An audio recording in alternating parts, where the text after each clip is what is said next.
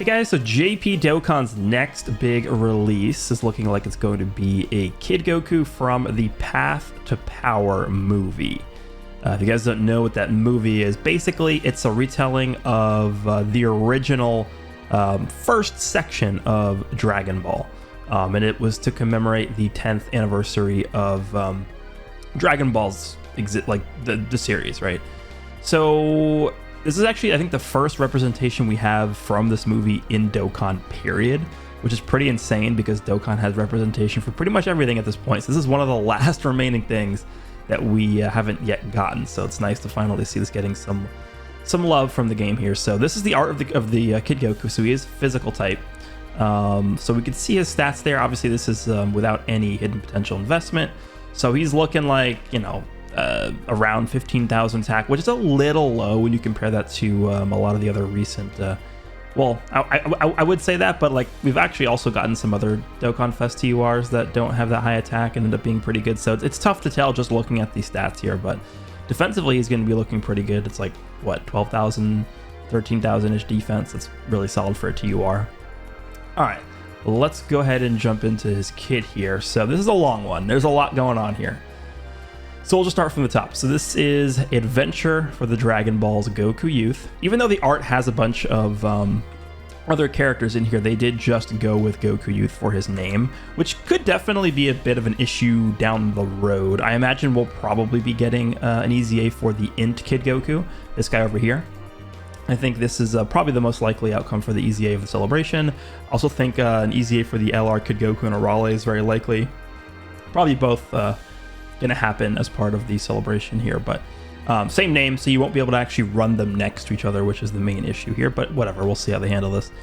So they've done something a bit interesting with the leader skill here. This is the first time we've seen something like this. This is actually a triple category leader skill with a double additional buff here. So Dragon Ball Saga, Youth, or Exploding Rage categories, 170 key 3. So that's, again, a triple 170 category lead. Then on top of that, he's giving an additional 30% HP attack and defense to characters who are also on the Dragon Ball Seekers or Bond of Friendship category. So this is a lot going on here. There's a lot of combinations you could probably make with this. Dragon Ball Saga, I think it being as small as it is, they probably felt like it was probably worth just putting that on there anyway. Youth is also a small category, and Exploding Rage I wouldn't really consider to be a very large category. But once you get 3 categories like this all together, you can start to make some pretty good teams here. Now, even though this is a very, very expansive category in terms of the leader skill, in terms of the categories that are on here, I don't know. I feel like we're still gonna have a lot of gaps here, because when you compare this to something like, we just got a bunch of Terrifying Conqueror buffs, we just got a bunch of movie hero buffs. Like, I don't think this leader skill is going to be matching up to stuff like that, because a lot of categories are represented in this leader skill, but the categories individually aren't really the greatest. Like Dragon Ball Saga actually has like no usable characters, and it's just very sad. So I think this might age pretty well, this leader skill, assuming we get actual buffs for these teams. But this is interesting how they're doing this. They realize that there's not many great units in these teams, so they're just giving this guy a ton of different categories to lead, which is cool. All right, so this guy, if you guys remember how Dokkan Fest Pan worked, and it's interesting that I mentioned her because she's actually coming up on Global soon. She has a bunch of different unit super attacks, and that's kind of the way they handle this Goku as well. So his original super attack, his like base super attack, is just a greatly raised attack for 1 turn and causes immense damage. Nothing crazy there. And then he has 2 different unit super attacks. The first unit super attack is massively raises attack for 1 turn and causes immense damage and lowers attack. And he actually has the same exact effect for the second unit super attack. So as long as you get one of these 2, you're going to get the same effect. You're not gaining different effects for each unit super attack, because they have the same wording there. So for the first unit super attack, you need to be attacking in the same turn as a character whose name includes Yamcha, Master Roshi, Oolong, Bulma, or Bulma Youth, or Bunny Bulma. And then for the other unit super attack, you need to be attacking in the same turn as a character whose name includes Hachan, and it does not include Enraged. So they clearly want you to be using him alongside the new banner unit, which is a Hachan, which we'll go over after this. Alrighty, so the passive, the greatest adventure of all. Attack and defense plus 159% at the start of turn. Attack and defense plus 59% when launching a super attack. That's really good. Dragon Ball Saga and Youth category allies key +2 and attack and defense plus 50%. So he's a pretty nuts support character for those categories. Now, granted, like I mentioned, those categories really aren't that great. Right? You take a look at Dragon Ball Saga. Wouldn't really call the lineup of the Dragon Ball Saga category spectacular by any means. So even though we are getting a nice support buff for that category, I don't really know if that's really going to help the category become much better here, but hopefully we do get some more buffs for it soon. And then Youth has like some decent units on it, but it's not like, you know, it's not like this guy's giving 50% attack and defense to movie heroes, right? Although he is on the movie hero team. And then he's randomly changing a type of key sphere to rainbow key sphere. So he's also a rainbow orb changer. So he's a rainbow orb changing support character that is gaining a lot of attack and defense start of turn, getting a lot of attack and defense on super. Things are looking really good for this guy. Then he gains attack and defense plus 20% per key sphere obtained, and a chance to perform a critical hit, and reduces damage received by 7% per rainbow key sphere obtained. So he's also a nuker. So he's a supporting, nuking, orb changing, you know, solid character. Like this is looking really good so far. Really good. Gaining damage reduction and crit per rainbow key sphere. Then he gets an additional defense plus 59% when collecting 3 or more key spheres, which should be very easy considering that he's orb changing. Performs an additional attack that has a high chance to become a super attack when collecting 5 or more key spheres. So he's doing a guaranteed normal that has a 50% chance to become a super attack when he collects 5 or more key spheres in the turn, which again should be very easy to do considering that he's orb changing. The only, I guess, sort of downside to this is that every single time this character gets an additional super attack, you're actually not going to be proccing the unit super attack, because if you guys remember how every single past unit super attack character has worked, you get an additional attack with that character and they are doing their own base super attack. So you're not going to be massively stacking your attack twice per turn. You're going to be getting the assuming you get the unit super attack during your normal super, you're going to be massively raising attack for 1 turn. Then you're going to be getting an additional that has a great raise for 1 turn, because it's going to go to the base super. The other thing to mention as well is that he doesn't gain any extra defense on super attack. His super attack effects only are raising his attack for 1 turn, so that could be a slight negative, I guess, in terms of if you want to go additionals on this character. But I feel like, you know, just getting the extra damage in and you know, it's good enough considering how much this guy's already doing with his kit. And then this is honestly, when I read this guy's kit, this last portion was probably the most interesting to me, because this is the first time we've ever seen a character do this.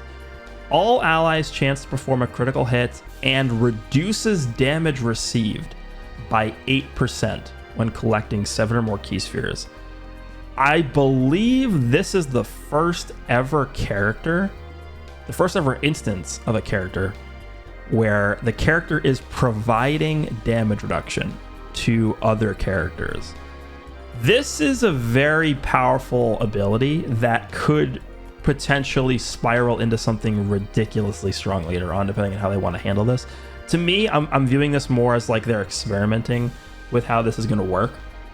Now you guys might be thinking like, oh well, it's only 8% damage reduction. It's not really going to be that crazy, right? Damage reduction is insanely strong in this game.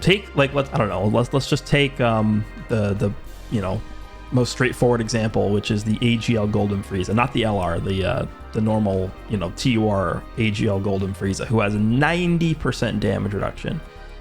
If you run that Golden Frieza on this Goku's team and you're able to consistently give the extra 8% damage reduction to that Golden Frieza is going to have 98% damage reduction. Do you realize how ridiculous that is? It's just so stupid. And the way that damage reduction interacts with defense, due to the way that damage is calculated in this game, I think this has the potential to be one of the strongest abilities in the game. And again, it's going to depend on how they handle this moving forward. Like, are we going to see, for like, let's just say New Year's, for example, we're going to get a character that's like imagine a character that just straight up gives like, I don't know, 15 to 20% damage reduction to all allies. Like that would be insanity. You realize how stupid that would be? So this is what really caught my attention, this last portion. Now, you are going to have to get 7 key spheres. I think with Goku being an orb changer, 7 key spheres can still be a bit of an issue, even though you are an orb changer, but I still think you're probably going to end up getting that more often than you're not getting it. And then keep in mind, he's getting the 8% damage reduction for himself as well, right? So for every rainbow key sphere, he's getting 7% damage reduction, and then the extra 8 when you're getting 7 key spheres in total. So if you're, like, well, let's just say you're picking up a total of 3 rainbow orbs, and you're also getting 7 key spheres in total for the turn. That's 29% damage reduction that this Goku's getting. That's a significant buff for him, depending on how high his defense is going to get. He's also getting... so basically, he's starting the turn out with, what is this, 209% attack and defense when you factor in his own support. He's getting the extra 59% defense when he's collecting 3 or more key spheres, which is, I think, going to just add normally into that, because I believe that's a start of turn buff. So that should be what is that, 268% defense at the start of turn. Then he's giving himself an extra 59% defense on super, and then the damage reduction is going to kick in. I feel like this guy's going to be pretty good defensively, even though it doesn't look like it because he's not getting the traditional defense buffs on the super attack effects. Like, he's looking solid. Then he has an active skill. Now let me explain here, because this was worded a bit differently than the normal, ultimate active skill attacks here. So this is the rage-filled Kamehameha. Obviously, this is the animation everyone was looking forward to on this this character here, the iconic Kamehameha that he does against, I believe it's General White at the end of the movie once Hachan gets destroyed. So the conditions for this: able to be used once 8 or more attacks have been received in battle by this character, or when HP is 59% or below once only. So a very, very good condition. I don't really consider this condition to be bad at all. This is a condition that you could legitimately get turn 1 in Super Battle Road, and I think you're probably going to have a very tough time not seeing this in pretty much any difficult content. So I really do like this condition a lot. I think they designed it pretty well. So the actual ability: temporarily increases attack by 800% for this attack and gain a 59% chance to perform a critical hit during the turn of activation. So typically the way that they word these active skill attacks is it's like, temporarily massively raises attack or temporarily greatly raises attack. This one specifically mentioned 800% for the attack. So obviously that's in reference to Hachan, to Ader, right? So we'll have to see how this actually works in game, how much the attack, goes up with this. But this is a pretty insane active skill, considering how easy it is to get. Like, this is going to be pretty dumb. So I'm looking forward to seeing how that performs. Then we have the links: the Innocence, All in the Family, Infighter, Kamehameha, The Incredible Adventure, Guidance to the Dragon Balls, and Fierce Battle. Obviously, this is the one area where I was a little bit nervous for, just because, we have a lot of the Dragon Ball links, like Incredible Adventure, Guidance of the Dragon Balls, like the Innocence, like stuff like that. You're not really going to be linking this guy up really well with a lot of the other big time, characters that are like considered the best in the game. Like a lot of the movie hero characters or pure Saiyan characters, like you're just not going to be able to get a lot of those links active. So that was the one area I sort of was nervous about. But I mean, he has like All in the Family, which is pretty solid. Kamehameha, Fierce Battle. So there's some links there that might be some, good staples moving forward. But Incredible Adventure, Guidance to the Dragon Balls, Innocence. We just need other characters that are actually good with like the Dragon Ball core, I guess, if you even want to call it a core, because there's not really a core right now for it. But categories: we have Dragon Ball Saga Youth, Exploding Rage, Dragon Ball Seekers, Bond of Friendship, Low Class Warrior, Pure Saiyan, Movie Heroes, Goku's Family, Kamehameha, and Bond of Parent and Child. So he's on a decent amount of categories, not really anything to complain about there, but that is Goku. Let's quickly move on to Hachan, who is the banner unit coming out alongside the Goku. He is AGL, so that's interesting. All right, obviously a lot less going on here, which is good. So this is Hachan, Do or Die Friendship Power. Super attack is the name received. Oh, sorry, that's obviously supposed to be passive. I mixed that up there. Okay, so that's the passive. Name received from Goku. Attack and defense plus 80% and reduces damage received by 20% at the start of turn. Then he gains an additional attack and defense plus 80% and reduces damage received by 30% if there is an ally whose name includes Goku Youth attacking in the same turn. And then he gets 8 ki and gains an additional 80% attack and defense for 5 turns after receiving an attack. And then he gets an additional 30% damage reduction and recovers 80% HP once only if HP is 20% or below, once when 5 turns or more have elapsed from the battle start.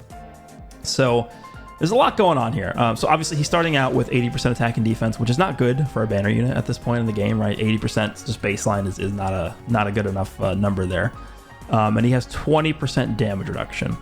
So essentially what they're saying is you must use this character with Goku, with the Goku Youth, right? Because once you do that, he gains an additional 80% attack and defense, and then he gains an additional 30% damage reduction. So with the Goku Youth on the rotation with this character, he's gaining, what is that? Start of turn 160% and then 50% damage reduction. That's solid, right? I don't think there's anything wrong with that. But I think if you're talking about the most difficult content in the game, like Red Zone, etc., even 160% attack and defense and 50% damage reduction on a banner unit with the stats that banner units typically have, I don't know if that's going to cut it. But then you get to the last portion here. So he's gaining an additional 80% attack and defense once he's hit. And then after 5 turns have elapsed, he's gaining an extra 30% damage reduction. So at that point, he's going to have a total of 80% damage reduction and all these multiplicative buffs and stuff that's going on here. So I think once 5 turns have elapsed, this character is going to be more than okay. 80% damage reduction, he's going to have the 160% attack and defense plus the multiplicative buff of 80% once he gets hit. He's not going to have any key issues whatsoever because he's getting 8 key as well. And then he also has the like sort of emergency heal mechanic in his back pocket if your HP falls below 20%, which I don't know how often you're going to get that. It's not something you can really try and get. It's just going to happen when it happens. But if you get that, you're good. you're good to go. So I do like this Hachan. Then his super attack is the Hachan attack. Greatly raises attack for 1 turn, causes supreme damage. Not really anything crazy there. Links are Gentleman, Android Assault, Infighter, Tough as Nails, Guidance of the Dragon Balls, The Incredible Adventure, and Fierce Battle. Probably one of the weaker areas of the character is just his link set. And then categories, we have Dragon Ball Saga, Androids, Movie Heroes, Artificial Life Forms, and Bond of Friendship. I could legitimately see a scenario where you could potentially want to just be running, even on like a Movie Hero team, you could just throw this character on the team with Goku and then run them as a rotation and you will be good to go, right? You run this guy in slot 1 and then you run Goku in slot 2 and things are looking pretty good. I don't really know if you're gonna have any issues with that, right? Don't forget Goku is also giving the 50% support to this guy as well. So he will definitely be fine at that point. The only thing I will say about this character is I could definitely see potential issues coming up, like if the first like few turns when you're establishing or setting up your rotations, like there will probably be turns where this character is just not able to be on the same rotation as a Goku. Like if you get unlucky with your rotations, if that happens, you probably are just screwed, right? Because a turn where this guy is not on the same rotation as a Goku, you're missing out on 80% attack and defense and 30% damage reduction, and you won't yet have access to the extra 30% damage reduction because it will be before 5 turns have elapsed. So because of that, I will say that this character is definitely not suited to work that well in Super Battle Road. But thankfully, a lot of the earlier stages in Red Zone don't really hit super hard, but that could definitely be an area where this guy suffers, like until you get the rotations established. But let me know down below what you guys think of the Kid Goku as well as the banner unit Hachan. Again, I do think we're probably going to get this Int Kid Goku's EZA announced during the celebration as well, which is a bit unfortunate because they do share the exact same name. Like this Goku and then the new one both share Goku Youth as the name. So we will see how they handle this. But again, let me know down below what you guys think. If you guys enjoyed, and I'll see you all in the next one.